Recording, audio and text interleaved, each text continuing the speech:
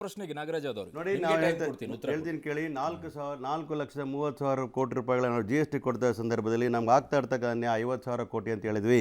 2023-24ರಲ್ಲಿ ಮಾಡಿರ್ತಕ್ಕಂಥ ಬಡ್ಜೆಟು 45 ಲಕ್ಷ ಕೋಟಿ ರೂಪಾಯಿಗಳ ಸಾಲವನ್ನು ಮಾಡಿರ್ತಾರೆ. ಬಡ್ಜೆಟನ್ನು ಮಾಡಿರ್ತಾರೆ.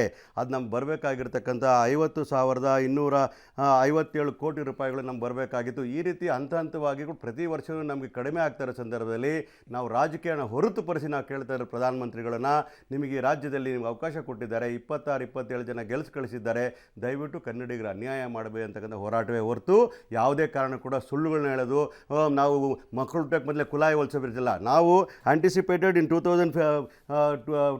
2025 and 26 ಅಲ್ಲಿ ಆಗ್ತಕ್ಕಂಥ ಇಷ್ಟು ಅನ್ಯಾಯ ಆಗಬಹುದು ಅಂತ ಹೇಳಿರ್ತಕ್ಕಂಥ ವಿಚಾರ ಅದು. ಹಾಗಾಗಿ ಆಗಿರ್ತಕ್ಕಂಥ ಅನ್ಯಾಯಗಳ ಇತಿಹಾಸದ ಮೇಲೆ ನಾವು ಪ್ರೊಜೆಕ್ಷನಲ್ಲಿ ಕೇಳ್ತಾ ಇದ್ದೀವಿ. ಇವತ್ತು ನಾವು ಕೇಳದೇ ಇದ್ದರೆ ಮುಂದಿನ ದಿನಗಳಲ್ಲಿ ಇನ್ನೂ ಎಷ್ಟು ಅನ್ಯಾಯಗಳಾಗ್ತವೆ. ಒಟ್ಟಾರೆ ನಿಮ್ಗೆ ಹೇಳಬೇಕು ಆದರೆ ನಮಗೆ ಆಗಿರ್ತಕ್ಕಂಥ ಅನ್ಯಾಯಗಳು, ವಿಶೇಷವಾಗಿ ಮನುಷ್ಯತ್ವನೇ ಇಲ್ಲದೆ ಇರತಕ್ಕಂಥವ್ರು, ಬಜೆಟಲ್ಲಿ ಅನೌನ್ಸ್ ಮಾಡಿರ್ತಕ್ಕಂಥ 5,300 ಕೋಟಿ ಭದ್ರಾ ಮೇಲ್ದಂಡೆ ಯೋಜನೆ ಅನೌನ್ಸ್ ಮಾಡಿದವರು, ಅದನ್ನು ಸ್ಟೇಟ್ ಬಜೆಟಲ್ಲಿ ಕೂಡ ಬೊಮ್ಮಾಯಿಯವರು ಅದನ್ನೇ ಅಕ್ನಾಲೇಜ್ ಮಾಡಿ ನಾವು ಮಾಡ್ತೀವಿ ಅಂತ ಹೇಳಿದವರು ₹1 ಕೊಟ್ಟಿರೋದಿಲ್ಲ. GST ಪಾಲನ್ನು ಟೈಮ್ ಕರೆಕ್ಟ್ ಕೊಟ್ಟಿರೋದಿಲ್ಲ. ಫೈನಾನ್ಸ್ ಕಮಿಷನ್ 14th ಮತ್ತು 15th ಕೂಡ ನಮಗೆ ಕಡಿಮೆ ಮಾಡಿರ್ತಕ್ಕಂಥದ್ದನ್ನ ನಾವು ಒಪ್ಪಲಿಕ್ಕೆ ಸಾಧ್ಯ ಇಲ್ಲ. ಹಾಗಾಗಿ ನಾನು ಹೇಳ್ತಾ ಇರ್ತಕ್ಕಂಥದ್ದು, ಪೊಲಿಟಿಕಲಿ ಬೆನಿಫಿಷಿಯರ್ಸ್, ನೀವು ಇಡೀ ದಕ್ಷಿಣ ಭಾರತದಲ್ಲಿ highest political beneficiary BJP. Political benefit ತಗೊಳ್ತೀರಾ, ಫೈನಾನ್ಷಿಯಲ್ ಬೆನಿಫಿಟ್ ತಗೊಳ್ತೀರಾ. ಕನ್ನಡಿಗರನ್ನ ಮಲತಾಯಿ ಧೋರಣೆಯಿಂದ ನೋಡಬಾರ್ದು ಅನ್ನೋ ಕಾರಣಕ್ಕೋಸ್ಕರ ಅಂಕಿಅಂಶನ ಕೊಟ್ಟಿದ್ದೀನಿ. ನಿಮ್ಮೆಲ್ಲ 3 ಜನರಿಗೂ ಮನವಿ ಮಾಡಿದ್ದೇನು ಅಂತಂದರೆ, ನೀವೆಲ್ಲ ಕನ್ನಡಿಗರ ಅನ್ನೋದಾದರೆ ನಾಡದ್ರೋಹದ ಕೆಲಸವನ್ನು ಮಾಡಬೇಡಿ, ನಮ್ಮ ಪ್ರೊಟೆಸ್ಟಲ್ಲಿ ಭಾಗವಹಿಸಿ ಅಂತ ಹೇಳ್ತಾ ಇದ್ದೀನಿ.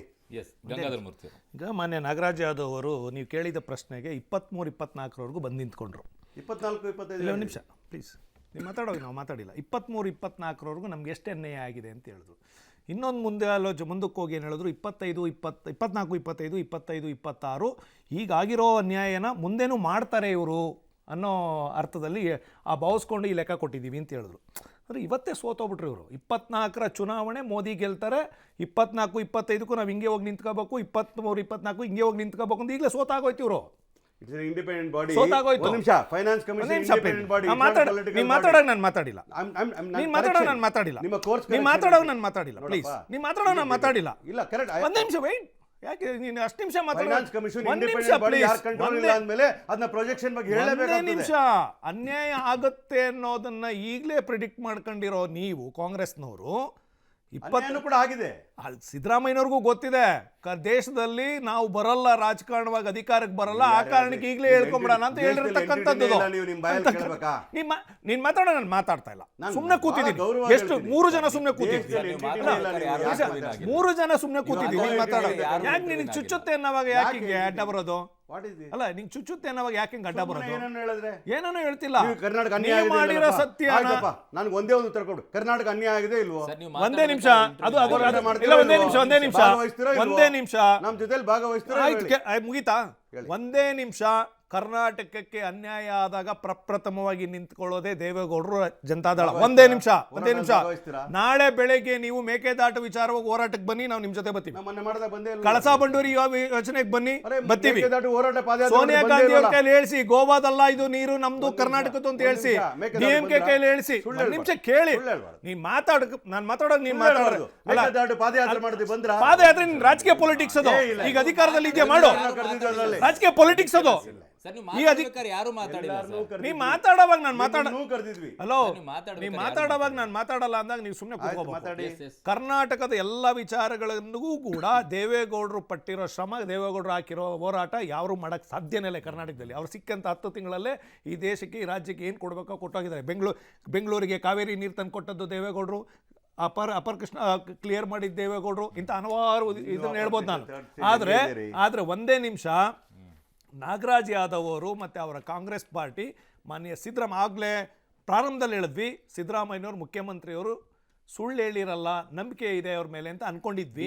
ಆದರೆ ಇವರು ಕೊಟ್ಟಿರ್ತಕ್ಕಂಥ ದಾಖಲೆ, ಭಾಷಣ ಮಾತು ಬಿಟ್ಬಿಡಿ, ತಿರ್ಚಿದ್ರು ಮತ್ತೊಂದು ಅಂತ ಅನ್ಬಿಡ್ತೀರಾ. ದಾಖಲೆ ಕೊಟ್ರ ತಪ್ಪಿಲ್ಲ. ದಾಖಲೆ ಒಂದ್ ನಿಮಿಷ, ಕೊಟ್ರ ದಾಖಲೆ ಪ್ರಕಾರನೇ 24, 25, 25, 26 ಏ, ನನಗೆ ಬರಲ್ಲ ಅಂತ 24, ಅವ್ರು ಕೊಟ್ರೆ 1.2 ಕೊಟ್ರೆ ಸರ್, ಇದು 24 ಸುಳ್ಳು ಲೆಕ್ಕ, ಕೊಟ್ಟಿದೀವಲ್ಲ. ಇದು ಸುಳ್ಳು ಲೆಕ್ಕ You ಅಂತ, read that. ಇದು ಸುಳ್ಳು ಲೆಕ್ಕ ಅಂತ 24, 25 ಇದೆ, ಓದ್ಕೊಳ್ರಿ. ಅದನ್ನೇ ಹೇಳ್ತಿರೋದು. ಕೊಟ್ಟಿದ್ದೀರಲ್ಲ.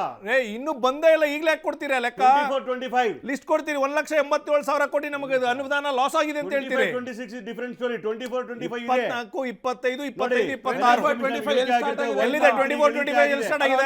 24, 25 ಎಲ್ಲಿ ಸ್ಟಾರ್ಟ್ ಆಗಿದೆ? 24, 25 ಫೈನಾನ್ಸ್ ಕಮಿಷನ್ ಎಲ್ಲಿ ಸ್ಟಾರ್ಟ್ ಆಗಿದೆ? 24, 25 ರೈಟ್ ನಾವ್ ಇನ್ 23, 24 ಇನ್ನು ಜನವರಿ ನೋಡಿ. ಮುಗಿದು ಇವಾಗ ಫೆಬ್ರವರಿಲಿ ಇದೀವಿ. ಇರಬೇಕು. ಅದಕ್ಕೆ ಹೇಳೋದು, ಅದನ್ನೇ ಸುಳ್ಳು ಅಂತ ಹೇಳಿದ್ರು. ಕೇಳ್ಕೊಳ್ಳಿ. ಅದಕ್ಕೆ ಹೇಳೋದು ಸುಳ್ಳು ಅಂತ. ಅದಕ್ಕೆ ಸುಳ್ಳು ಅಂತ ಹೇಳಿದ್ದು. ನಿಮ್ಮ ಮಾಹಿತಿಗೆ ಅದಕ್ಕೆ ನಿಮ್ಮ ಮಾಹಿತಿಗೆ ನಿಮ್ ಕೊಟ್ಟೋದು ನಾವಲ್ಲ, 24, ಸಾರ್ವಜನಿಕವಾಗಿ ಬಿಡುಗಡೆ ಮಾಡಿದ್ದೀರಿ. 23-24ರಲ್ಲಿ ಸಾರ್ವಜನಿಕವಾಗಿ ಬಿಡುಗಡೆ ಮಾಡಿದ್ದೀರಿ. 50,257 ರೂಪಾಯಿ ಲಾಸ್ ಆಗಿದೆ, ಕೊಡ್ಲಿಲ್ಲ ನಮಗೆ.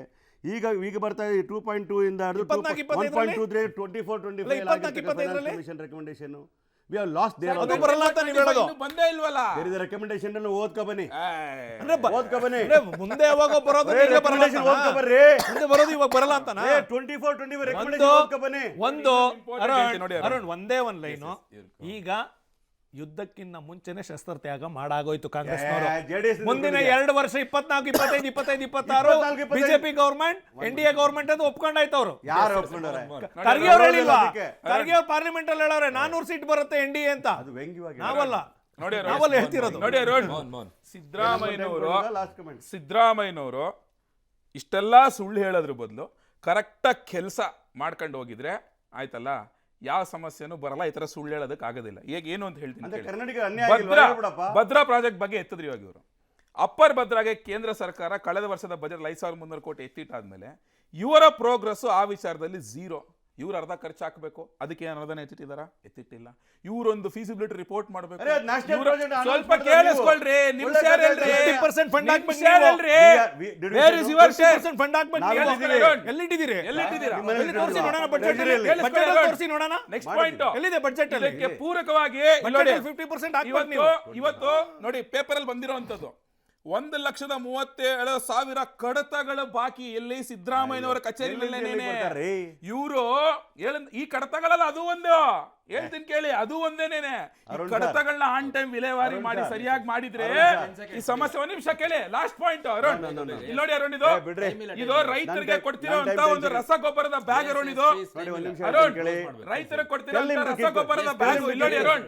So ನಾನು ಇಲ್ಲಿ ನೋಡಿ ಅರುಣ್, ನೋಡಿ, ಅರುಣ್, ಅವ್ನು ಮಾತಾಡಕ್ ಬಿಡಲ್ಲ, ಯಾಕಂದ್ರೆ ಸತ್ಯ ಹೇಳ್ತೀನಿ ಗೊತ್ತಾನೆ. ಕನ್ನಡಿಗರ ದ್ರೋಹಿ ಅವನು, ಕನ್ನಡಿಗರ ದ್ರೋಹಿ ಬಿಜೆಪಿ ಅವರು. ಒಂದೇ ನಿಮಿಷ ಲಾಸ್ಟ್ ಮಿನಿಟ್ ಹೇಳ್ತಾ ಇದ್ದೀನಿ ಕೇಳಿ. ಕರ್ನಾಟಕ ರಾಜ್ಯದಲ್ಲಿ 1,37,000 ಕಡತಗಳ ವಿಚಾರ ಬೇರೆ, 1,87,000 ಕೋಟಿ ರೂಪಾಯಿ ನಷ್ಟ ಆಗಿದೆ. ಅದು ಕನ್ನಡಿಗರ ಅನ್ಯಾಯ ಮಾಡಿದೆ. ಅದಕ್ಕೆ ಕಾರ್ಯಕ್ರಮದಲ್ಲಿ ಭಾಗವಹಿಸಿದ್ದಕ್ಕೆ ತುಂಬಾ ಧನ್ಯವಾದಗಳು. ಸೊ ವಾರ್ ರೂಮ್ ಅನ್ನ ಮುಗಿಸ್ತಾ ಇದ್ದೀನಿ. ಚುನಾವಣೆ ಹತ್ತಿರ ಬರ್ತಾ ಇದೆ. ಇನ್ನು ಚುನಾವಣೆಗೆ ಏನೆಲ್ಲ ಬೇಕು ಅದು ಬಿಜೆಪಿ ಕಡೆಯಿಂದನೂ ಬರುತ್ತೆ, ಕಾಂಗ್ರೆಸ್ ಕಡೆಯಿಂದನೂ ಬರುತ್ತೆ. ಲೆಕ್ಕಾಚಾರ ನೀವೇನನ್ನೋದು ನೀವು ಲೆಕ್ಕ ಹಾಕಿ.